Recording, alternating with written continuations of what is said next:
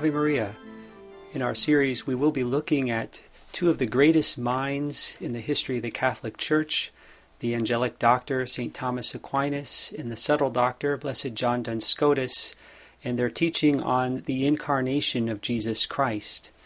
But before we dig into these great thinkers, I'd like to offer a scriptural reflection that will help us a little bit to understand the perspective of St. Paul on the incarnation.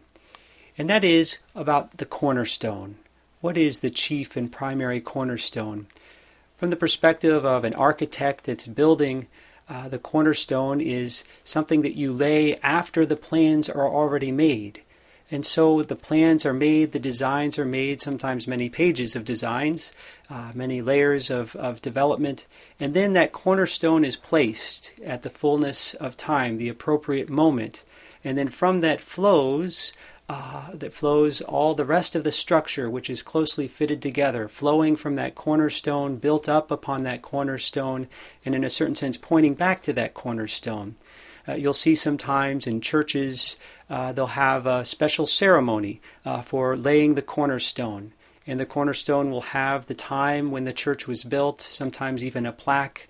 Locally we have a church where St. John Neumann laid the cornerstone, and there's a memorial there. So it's a very important part of the structure of the plan, and it all fits together beginning with that cornerstone. Well, God is the divine architect. God from all eternity has planned to build a temple. He planned to fill that temple with His glory, to communicate Himself, and to receive perfect glory in that temple. That temple, of course, was something that He planned before He started the creation of the universe. Once He had the plans, He set things in motion, and then, of course, in the fullness of time, the temple was constructed. Now, in the Old Testament, Moses built the meeting tent based on a very particular pattern that was shown to him. It was very strict, very meticulous. And then we see in the time of Solomon, the great temple of the Jews built in Jerusalem. Now both of these are types, they're types of the temple that God planned from all eternity. What is that temple? Well, Jesus tells us, He says to the scribes and Pharisees, He says, "Destroy this temple, and in 3 days I will raise it up, I will rebuild it." So the temple that God planned from all eternity is the temple of the flesh, the humanity of Jesus Christ. We can say in a certain sense that the Sacred Heart of Jesus is that temple that God saw from all eternity, and with that in view He created the whole universe.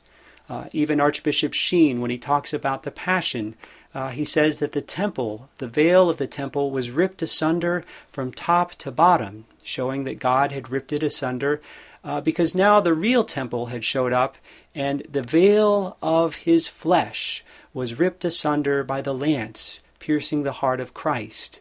And that water and blood gushed forth, fulfilling the prophecy of Ezekiel, that dream he had of water coming from the east side of the temple.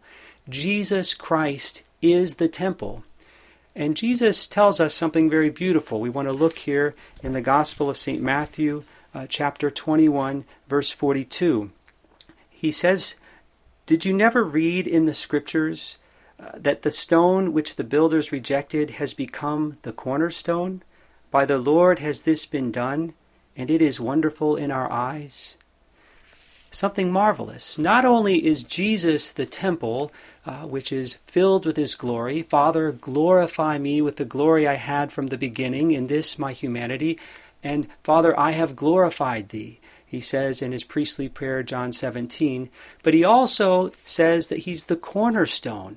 The cornerstone, meaning that like He's the head of the body of the church, He's the King of all creation, so there's a temple built up upon Jesus Christ, the chief cornerstone. St. Paul tells us in his letter to the Ephesians some beautiful facts about this cornerstone which is Jesus Christ.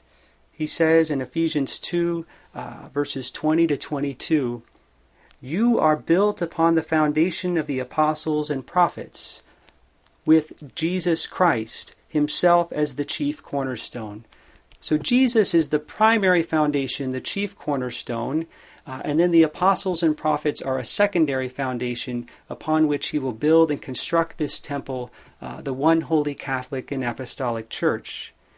St. Paul continues, he says, "In him the whole structure is closely fitted together and grows into a temple holy in the Lord. In him you too are being built together into a dwelling place for God in the Spirit." So not only is Jesus predestined to be that perfect temple of God's glory, but we are predestined in him to be living stones. We are predestined to be built up into that temple of the living God. So this is God's eternal design. Before we look at St. Thomas, before we look at Blessed John de Scotus, we see this eternal plan of God, the divine architect, that he wants to build a temple filled with his glory, giving him perfect glory, and that this is fulfilled in the fullness of time. And then he wishes us to be living stones. And so I conclude with this exhortation of the first vicar of Christ, that rock upon which Christ built his church, also a secondary foundation, Christ being the chief cornerstone, St. Peter, the first pope and vicar of Christ. And he says to us, "Draw near to him, a living stone, rejected indeed by men, but chosen and honored by God. Be yourselves as living stones built thereon into a spiritual house, a holy priesthood, to offer spiritual sacrifices acceptable to God through Jesus Christ."